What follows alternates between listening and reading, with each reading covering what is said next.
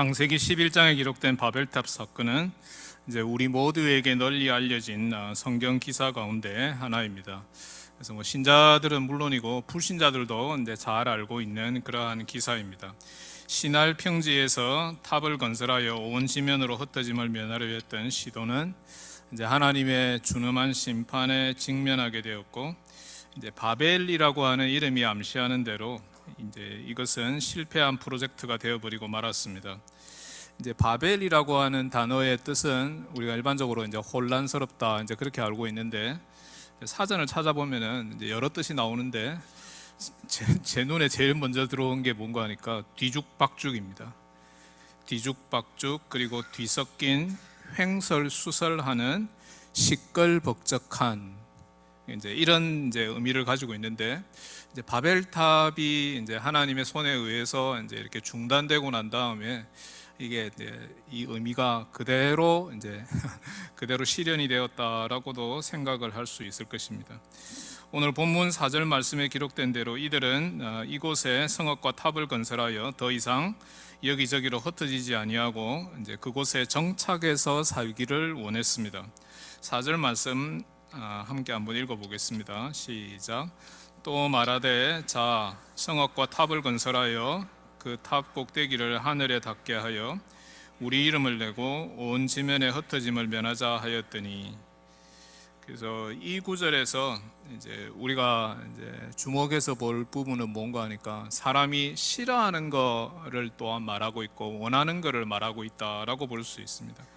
그래서 먼저 인간이 싫어하고 피하려고 하는 것은 다름 아닌 두려움이다라고 하는 사실을 생각할 수 있습니다. 그래서 여러 곳에 흩어져서 지내는 것은 이제 그거는 외로운 것이고 힘든 것이기 때문에 이제 그거는 사람들에게 두려움을 준다. 그렇기 때문에 그거는 대부분의 사람들이 싫어하고 피하려고 하는 것이다라고 하는 것을 생각할 수 있고, 그리고 창세기 9장 7절이 밝히는 바와 같이 이제 노아 언약으로 노아의 후손들이 이제 생육하고 번성하여 땅에 가득하라는 축복을 받았습니다. 그래서 모든 사람들은 어디 보면 이제 태생적으로 잘 되는 걸 원합니다. 잘 된다라고 하는 말은 또 달리 말하면 무슨 말인가 하니까 여기서 말하는 대로 생육하고 번성해서 땅에 가득 차는 거겠죠. 그게 우리 모든 사람들이 어떻게 보면 본성적으로 다 원하는 것이다라고 생각할 수 있습니다. 한 사람이 태어나서 양육받고 장성하여 부모를 떠나 결혼하여 가정을 이루는 것은 이제 그거는 자녀를 낳고 또 그 자녀들도 자라서 또 결혼해서 자녀들을 낳아서 수적으로 불어나서 번성하는 것을 이제 그 목적으로 삼습니다. 그래서 이제 이렇게 되면 이제 인구가 계속해서 늘어나고 이제 그렇게 되는데, 사람이 많아지게 되면은 자연스럽게 살 곳이 부족하게 되니까 살 곳을 찾아서 다른 곳으로 떠나가는 현상이 나타나게 됩니다. 이제 이주 현상이 나타난다라고 볼 수 있는데, 창세기 10장의 기록이 사실은 그 이주 현상을 또 다른 방식으로 기록한 것이다라고 볼 수 있습니다. 그래서 노아의 세 아들의 후손들이 처음에는 한 곳에 살았다가 계속해서 인구가 늘어나니까 할 수 없이 여기저기로 퍼져서 살게 되었다라고 하는 것을 창세기 10장이 이야기하고 있는 것입니다. 그래서 오늘 본문 2절에 이에 그들이 동방으로 옮기다가 라고 하는 표현이 등장하게 되는 것을 볼 수 있습니다. 거주하기에 좋은 곳을 찾아다니다가 시날 평지라는 곳에 도착해 보니 그곳이 이게 살기에 너무 적합하다라고 하는 거겠죠. 대한민국식으로 바꾸면은 김해 평야를 만난 것이다 라고도 생각할 수 있을 것입니다. 그런데 너무 좋은데 보니까 이게 집을 짓고 성을 짓고 그래야 되겠는데, 문제는 이게 평지다 보니까 돌이 없는 거죠. 돌이 없고 큰 바위가 없는 겁니다. 그래서 이거 어떻게 해야 되느냐, 할 수 없이 이제 벽돌을 구워 가지고 집을 짓고 성을 지어야 되겠다라고 하는 것을 생각할 수 있는 대목입니다. 그래서 3절 말씀 함께 읽어보면 이제 그것을 우리가 떠올릴 수 있습니다. 3절 함께 읽어보겠습니다. 시작. 서로 말하되 자 벽돌을 만들어 견고히 굽자 하고 이에 벽돌로 돌을 대신하여 역청으로 진흙을 대신하고.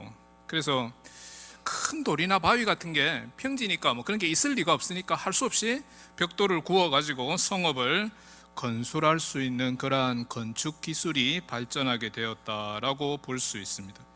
그래서 이들은 성읍을 건설하고 계속해서 그곳에 머물러 살기를 원했습니다. 그러나 하나님의 계획은 이들이 이곳 시날 평지에서 계속 생육하고 번성해서 그곳에만 머무르지 않고 또 다른 곳으로 계속해서 퍼져나가는 것입니다.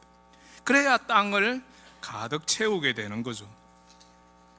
하나님은 이들이 시날 평지에만 머무르지 않고 계속해서 동쪽으로 퍼져나가기를 원하셨지만은 이들은 하나님의 이런 명령과 축복을 생각하지 않고 여기가 좋사오니, 여기가 진짜 좋습니다, 그냥 여기에 살았으면 좋겠습니다, 여기에 정착해서 살기를 원했습니다. 시날 평지에 머무르면서 번성하여 인구가 증가하게 되어 거주할 공간이 진짜 부족하다라고 할 것 같으면은 이들 가운데 일부는 할 수 없이 딴 곳으로 살 곳을 찾아서 이제 이주하는 것이 순리이자, 또한 그것이 바로 하나님의 계획이고 방법이었을 뿐만 아니라 또 그것이 축복이었다라고 볼 수 있고, 또 그거는 앞선 이제 창세기 9장에 나타난 노아 언약의 내용이었다라고 하는 것입니다.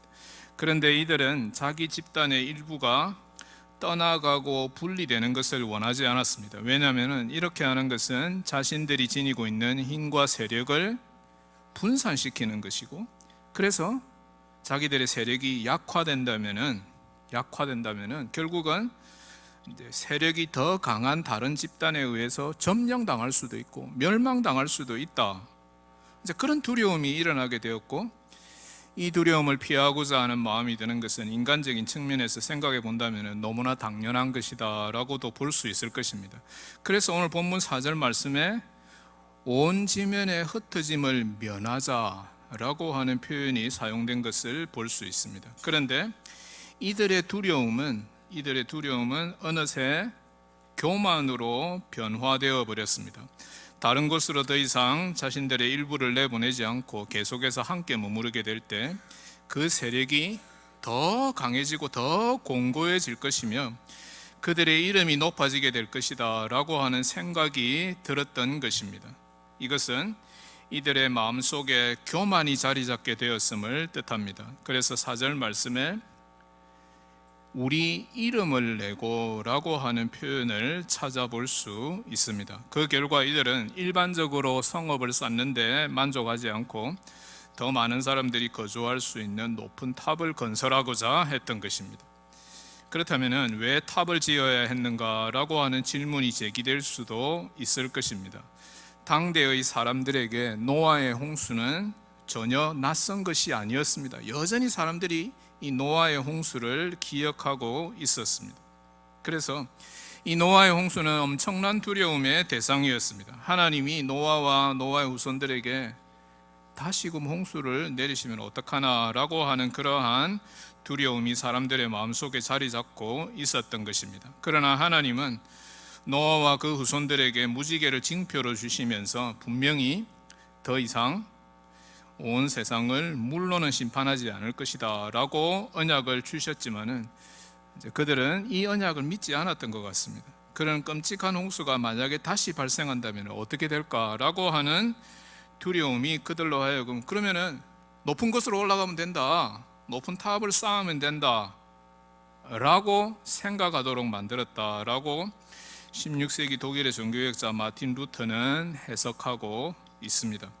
이렇게 두려움을 극복하고 자신들의 세력을 더욱 강하게 만드는 데 도움을 주었던 것은 상호 간에 아주 원활하고 완벽한 의사소통이었습니다. 사람들 사이에 의사소통이 원활하게 이루어져야 한 집단이나 사회는 힘을 제대로 결집하고 또 힘을 효과적으로 발휘하고 사용할 수 있는 법입니다. 그래서 이 의사소통이 잘 된다, 소통이 잘 된다라고 하는 것은 참 중요한 것입니다. 그래서 사람이 사람을 만나서 1대1로 대화하는 가운데 소통이 잘 된다라고 할 때 거기에 사실은 기쁨이 있고 또 행복이 있고 거기에 사람 사는 이제 재미가 있다라고도 생각할 수 있습니다. 사람들 만나가지고 대화하고 소통하려고 그러는데 그게 제대로 안 된다라고 할 것도 얼마나 답답하고 또 그게 얼마나 불행한 일이겠습니까? 다행스럽게도 이것이 당시에는 가능했던 것으로 보입니다. 창세기 저자는 11장의 첫머리에서 이 사실을 먼저 말하고 있습니다.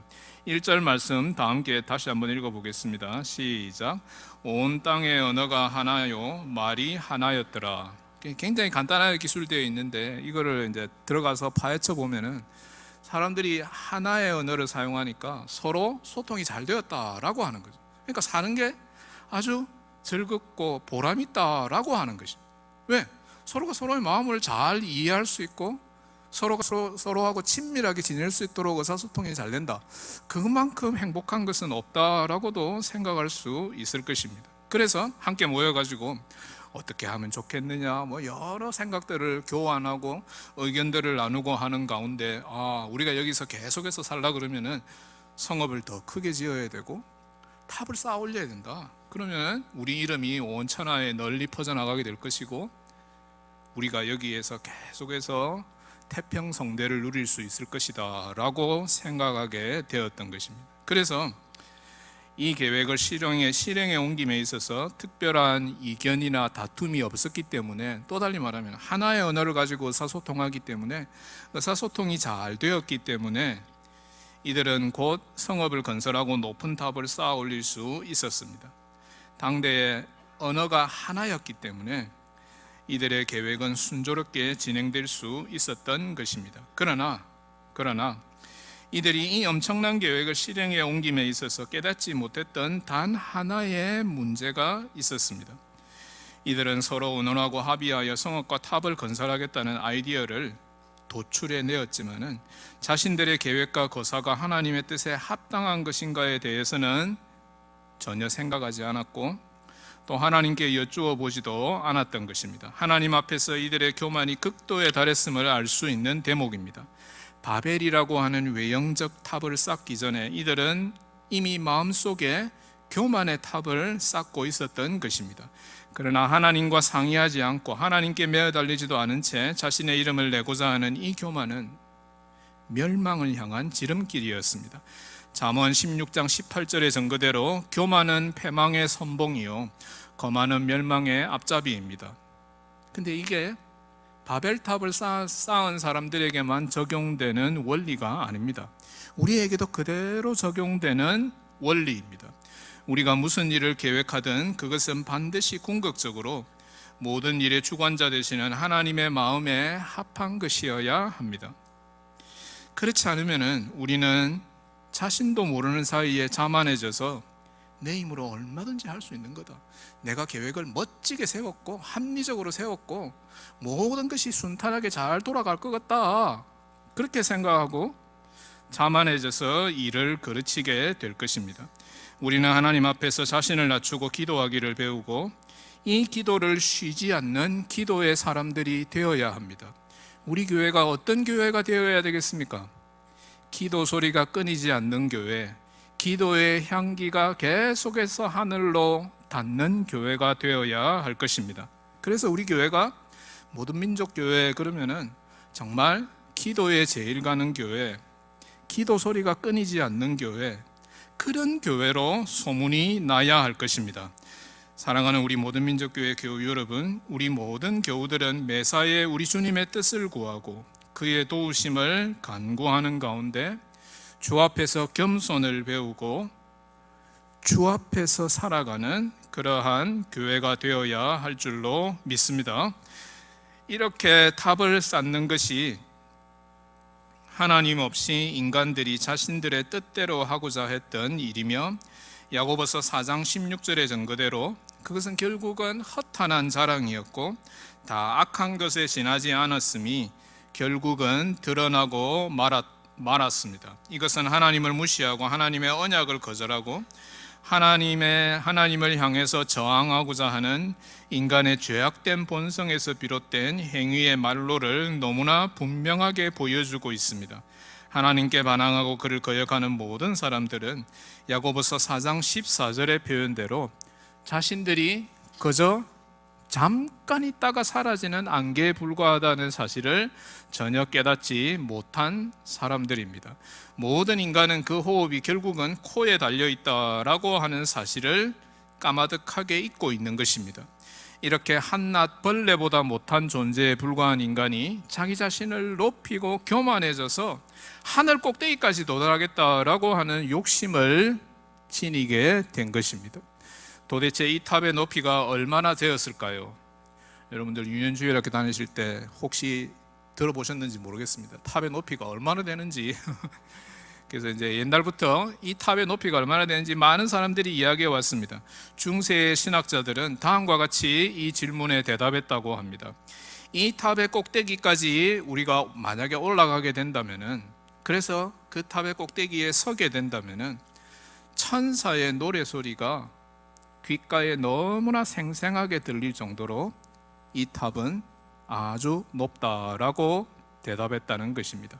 지면으로 흩어질지 모른다는 두려움, 다시금 대홍수가 있을지도 모른다는 두려움이 이들로 하여금 하나님처럼 높은 곳에 올라가 앉고 싶다, 아니 하나님 계신 곳보다도 더 높은 곳에 올라가서 거하고 싶다, 하나님과 대면하여 그분과 대결하겠다는 엄청난 교만으로 나타나게 되었음을 보게 됩니다. 인간의 교만과 이에서 비롯되는 욕심은 정말 끝이 없는 것 같습니다. 그 어느 누구도 이 사실을 결코 부인할 수는 없을 것입니다. 바벨탑이 하늘을 향해서 끝없이 높게 지워졌던 것처럼 우리 인간의 욕심은 아무리 채워도 채워지지 않습니다. 잠언서 30장 15절 16절 말씀 함께 읽겠습니다. 시작. 거머리에게는 두 딸이 있어 다오 다오 하느니라. 족한 줄을 알지 못하여 족하다 하지 아니하는 것 서넛이 있나니 곧 스올과 아이 베지 못하는 태와 물로 채울 수 없는 땅과 족하다 하지 아니하는 불이니라. 이 욕심에 의해서 인간은 멸망의 구렁텅이에 빠지게 됩니다. 이에 대한 구체적인 예로서 사무엘하 14장 25절에 나타나는 이제 이 압살롬이라는 사람을 생각할 수 있습니다. 압살롬은 다윗 왕의 아들이었죠. 그런데 이 사람은 인물이 너무 좋았습니다. 그래서 이제 이 성경의 표현이 아름답다라고 표현했는데 인물이 너무 좋으니까 인기가 너무 대단했겠죠. 그래서 다윗이 왕이 되어야 되는 게 아니라 당신이 왕이 되어야 된다. 주변에서 그렇게 말하는 사람들이 너무 많았던 거죠. 그래서 다윗 왕에게 반역하고 자기가 왕이 되겠다라고 했던 사람이 바로 압살롬이었습니다. 근데 압살롬의 결말이 어떠했습니까? 우리가 알고 있는 대로 사무엘하 18장 9절 이하가 증거하는 대로 이 사람이 말을 타고 가다가 상수리 나무 가지에 머리털이 걸려서 거기에서 바둥바둥 거리고 있었는데 다윗의 군대 장관 요압이 보낸 청년 10명에 의해서 살해되고 말았던 것입니다. 각 사람이 미혹을 받는 것은 자기 욕심에 끌려 미혹됨이니 욕심이 잉태한 즉 죄를 낳고 죄가 장성한 즉 사망을 낳느니라 라고 하는 야고보서 1장 14절 15절 말씀을 떠올리게 만드는 대목입니다. 하늘에 계신 하나님은 바벨탑을 쌓는 이 사람들의 모든 행위를 다 보고 다 듣고 다 알고 계셨습니다. 시편 2편 4절의 말씀대로 인간의 계획과 행위를 보시고 하늘에서 이들을 내려다보시고 비웃으셨습니다. 이렇게 하나님은 하늘에서 이들이 바벨탑을 짓는 것을 다 알고 다 보고 계셨습니다. 이들의 두려움과 교만을 아시고 이들을 비웃으셨습니다. 오늘 본문 5절 말씀도 이런 맥락에서 이해되어야 할 구절입니다. 5절 말씀 함께 읽어보겠습니다. 시작. 여호와께서 사람들이 건설하는 그 성읍과 탑을 보려고 내려오셨더라. 하나님께서 이들에게 진노 가운데 친히 내려오셨음을 뜻합니다. 그래서 하나님이 내려오셨다라고 하는 표현이 성경에 잘 등장하지 않는데, 하나님이 내려오셨다라고 말할 때 하나님의 진노가 얼마나 대단했는가라고 하는 것을 어떻게 보면 암묵적으로 표현하고 있다라고도 생각할 수 있습니다. 무엇 때문에 내려오셨습니까? 어떤 목적을 갖고 내려오셨습니까? 본문 7절 말씀인데 함께 읽어보겠습니다. 7절 말씀 시작. 자, 우리가 내려가서 거기서 그들의 언어를 혼잡하게 하여 그들이 서로 알아듣지 못하게 하자 하시고, 그래서 이 엄청난 탑이 나날이 하늘로 향해서 치솟는 것을 하나님께서 보시고 자기 자신의 손을 들어서 이 탑을 단번에 치신 것이 아니라 이들의 말을 혼잡하게 하는 간접적 방식을 택하셨습니다. 그 사람들이 보기에 하나님이 심판하지 않으셨다, 하나님이 치시지 않으셨다라고 말할 수 있을지 몰라도 하나님이 자기 자신의 진노를 이들을 향해서 행사하셨던 것입니다. 분명히 행사하셨습니다. 간접적으로 행사하셨을 따름입니다. 그 결과 이들의 의사소통에 큰 어려움이 닥치게 되었고 이들은 결국 분열되어 서로 다투게 되었습니다. 그런데 이 다툼은 가만히 생각해 보면은 원래 이들의 욕심에서 비롯된 것이었는데 하나님의 저주를 받아서 언어가 혼잡해짐으로 말미암아서 그 욕심이 더욱 가증되고 더욱 확대되었던 것입니다. 죄악은 원래 욕심에서 비롯되며 다툼도 이 욕심에서 출발합니다. 야고보서 4장 1절 말씀입니다. 너희 중에 싸움이 어디로부터, 다툼이 어디로부터 나느냐? 너희 지체 중에서 싸우는 정욕으로부터 나는 것이 아니냐? 결국 이들은 서로 함께 하면서 흩어짐을 면하자라고 하는 각오를 했었는데 그 다짐을 완전히 내팽개친 채 서로를 정오하는 가운데 여기저기로 흩어져야 했던 것입니다. 바벨탑 건설은 이런 방식으로 중단되었습니다. 본문 8절 9절 말씀이 결론적으로 이 사실을 증거하고 있습니다. 8절 9절 함께 읽겠습니다. 시작. 여호와께서 거기서 그들을 온 지면에 흩으셨으므로 그들이 그 도시를 건설하기를 그쳤더라. 그러므로 그 이름을 바벨이라 하니 이는 여호와께서 거기서 온 땅의 언어를 혼잡하게 하셨음이니라. 여호와께서 거기서 그들을 온 지면에 흩으셨더라. 하나님께서 시날 땅에서 인간의 교만한 마음에서 비롯되는 악한 계획이 정말로 실행되는 것을 보시고 친히 그곳에 내려오셔서 그들의 언어를 혼잡하게 하신 결과 그들이 늘 두려워했던 바로 그 일이 닥치고 말았습니다. 이들은 온 지면에 흩어지게 되었는데 이것은 그들이 원하는 것이 결코 아니었습니다. 그들은 오히려 도시를 건설하고 높은 탑을 건설해서라도 흩어지지 아니하고 한 곳에 모여서 살기를 원했습니다. 안타깝게도 그들의 생각 가운데 하나님은 전혀 없었습니다. 이들은 단지 시날에서 하나님 없이 살고자 했을 따름이었습니다. 여기저기로 흩어져 가지고 외롭게 그리고 힘들게 살아가야 한다는 두려움을 극복하고 함께 결속하여 강한 도시를 건설하여 이름을 내고자 하는 교만 속으로 빠져들어갔습니다. 그러나 하나님은 이들의 계획을 깨뜨리고 이들을 흩어 놓으셨고 마침내 지금 우리가 경험하는 대로 다양한 언어들이 생겨나게 되었습니다. 그래서 지구상의 언어가 얼마나 많은지 모릅니다. 근데 우리가 사용하고 있는 모국어 하나만 가지고는 살기가 아주 힘든 세상이 되어버렸습니다. 온 세상이 글로벌화 되어지면서 사람들이 여러 언어를 구사해야 된다. 우리가 바벨탑의 저주를 지금도 이제 경험하고 있는 것이다 라고 볼 수 있습니다. 그래서 우리 자녀들이 어릴 때부터 영어를 배워야 된다. 그러면 이제 우리 자녀들이 어떻게 생각합니까? 왜 영어를 배워야 되느냐? 우리말만 하면 안 됩니까? 왜 그렇게 비싼 돈을 들여가지고 영어를 열심히 배워야 됩니까? 그 이유는 이 바벨탑 사건에 있는 것입니다. 이제 사람들은 흩어져서 각각 다른 언어를 사용하면서 살게 되었을 뿐만 아니라 흩어짐을 면하고 함께 남아서 살게 되었던 사람들 사이에도 의사소통에 있어서 마치 서로 흩어진 것처럼 하나가 되지 못하는 결과가 초래되었습니다. 동일한 공간 속에 살아가면서 동일한 언어를 사용하는데도 의사소통이 잘 안 되고 서로를 이해하지 못하고 마음이 하나 되지 못하니까 결국은 서로 다툴 수밖에 없고 싸울 수밖에 없고 그런 현상이 우리 삶을 지배하게 된 것입니다. 이는 창세기 11장 당대에만 그런 게 아니라 우리 21세기를 살아가고 있는 우리에게도 그대로 적용이 되고 있습니다. 대한민국의 현실이 어떠합니까? 대한민국의 현실이 우리나라가 하나가 되었다라고 말할 수 없습니다. 여러 가지 차원에서 우리나라 사람들이 남한만 해도 여러 차원으로 갈라져 있습니다. 그래서 계속해서 다투고 있습니다. 우리나라만 그런 것이 아니라 온 세상 곳곳에 미움과 시기와 질투, 살인, 다툼과 전쟁이 오늘도 끊이지 않고 이 땅의 평화는 요원해 보이기만 합니다. 그러나 세상은 계속해서 평화를 외치고 있습니다. 평화를 찬양하고 이를 갈구해 왔습니다.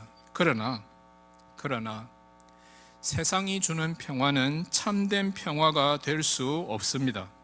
세상이 이야기하는 평화는 어디까지나 일시적이고 피상적인 평화에 지나지 않습니다. 진정한 평화는 대화로도 군사력으로도 경제력으로도 주어지지 않습니다. 다른 사람을 향한 호의가 우리에게 평화를 보장할 수 없는 법입니다. 어떻게 진정한 평화가 우리에게 주어질 수 있습니까?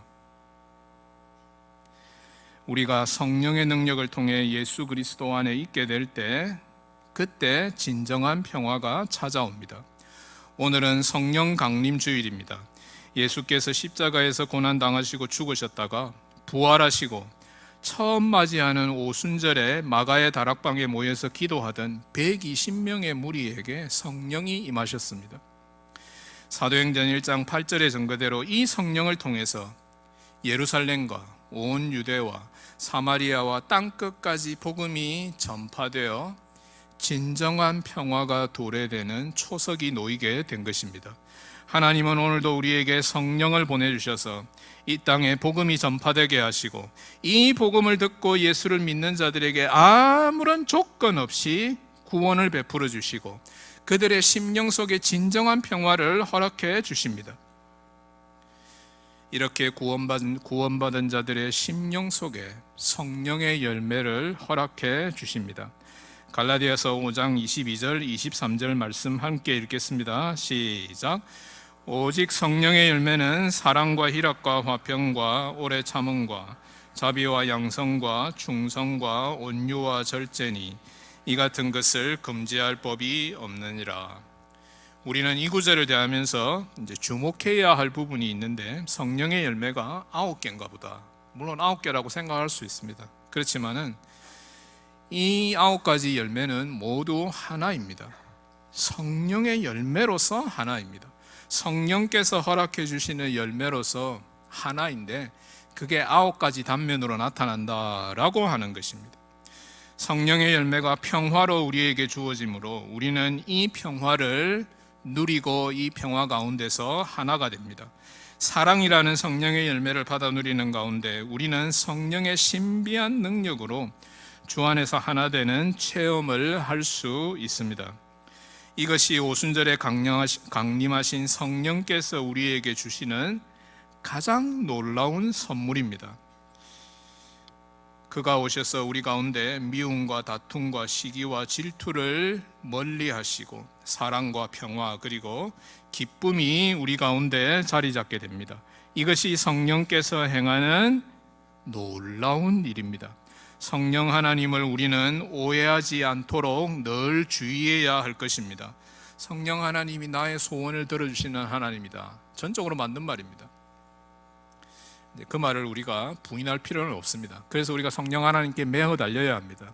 우리의 소원을 아뢰어야 합니다. 우리의 소원을 들어주시는 하나님이시기 때문에 우리가 성령 하나님께 더욱 열심으로 나아가야 합니다. 그렇지만은 그분은 결코 나의 소욕을 채우는 데 사용되는 수단은 결코 아닙니다.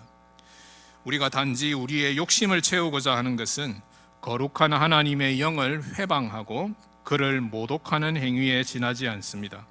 성령 하나님을 근심하게 하는 행위에 불과한 것입니다. 그러나 우리가 성령 하나님을 더 잘 알고 더 잘 깨닫고 성령 하나님과 더 친근하게 되어 그를 전적으로 신뢰하게 된다면 우리는 그분 안에서 사랑과 평화를 누리고 마침내 하나가 될 것입니다. 우리를 구원하셔서 그리스도를 믿고 그의 몸의 일원이 되도록 만들어 주실 뿐 아니라 성령의 열매로서 우리 가운데 찾아오시는 분은 우리 하나님이십니다. 그러므로 우리는 성삼위 하나님이 주시는 이 평화를 누리고 즐거워하고 또한 노래해야 할 것입니다. 참된 평화가 그리스도 안에서 성령의 능력 가운데 우리 교회에 오늘도 주어지고 있습니다. 우리가 예수 그리스도로 인해 받은 구원을 기뻐하고 자랑스럽게 여기고 소중히 여겨야 할 이유가 바로 이 사실에서 발견됩니다. 성령이 우리와 함께 계셔서 우리에게 참된 평화를 부어주시기에 우리에게 항상 감사 제목이 있습니다.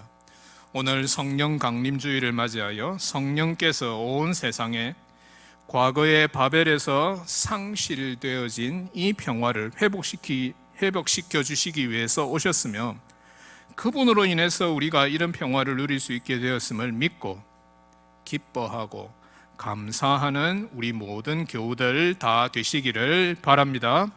한 걸음 더 나아가서 성령께서 주신 이 진정한 평화를 그것이 뭔지를 아직도 알지 못하는 우리 이웃들에게 증거하여서 예수 그리스도를 우리의 구원자로 허락해 주신 우리 하나님의 이름을 더욱 높여드리는 우리 모든 교우들 다 되시기를 우리 주님의 이름으로 간절히 축원합니다. 주 안에서 사랑하는 우리 교우 여러분, 이제 말씀을 맺고자 합니다. 오늘은 널리 알려진 바벨탑 사건을 통해서 두려움을 극복하기 위해서 자신들의 교만과 욕심으로 바벨탑을 쌓은 자들을 하나님께서 어떻게 심판하셨는가, 어떻게 흩어버리셨는가를 살펴보았습니다. 이들은 지면에 흩어져야 한다라고 하는 그 두려움을 면하고 자신들의 이름을 내기 위해서 높은 탑을 쌓기 시작했습니다. 그러나 이는 교만과 욕심의 발로 이었고 그들의 주인 되시는 하나님에 대한 반항의 결과물에 지나지 않았습니다. 별다른 어려움 없이 건축이 진행되었으며 이들은 하나님이 거하시는 하늘까지 탑을 쌓아 올릴 정도로 기세가 등등해졌고 교만해졌습니다. 가만히 이들을 지켜보고 계셨던 하나님께서 마침내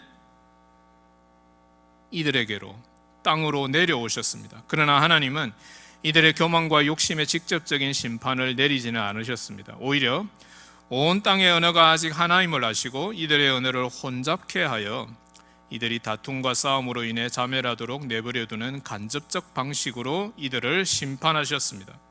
언어의 혼잡으로 인해 이들이 많은 공을 들여서 쌓아 올렸던 바벨탑은 결국 포기될 수밖에 없었고 그들은 여기저기로 흩어질 수밖에 없었습니다. 성경의 증거대로 이들의 교만이 자신들을 파멸로 몰아넣고 말았던 것입니다.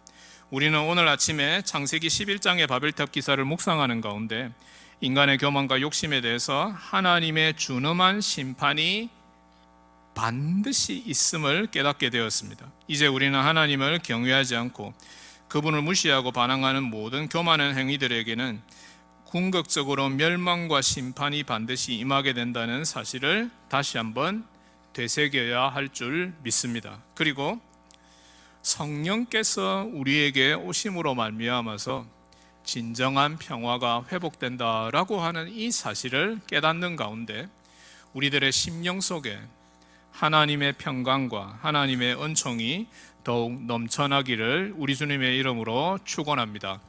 다 같이 기도하겠습니다.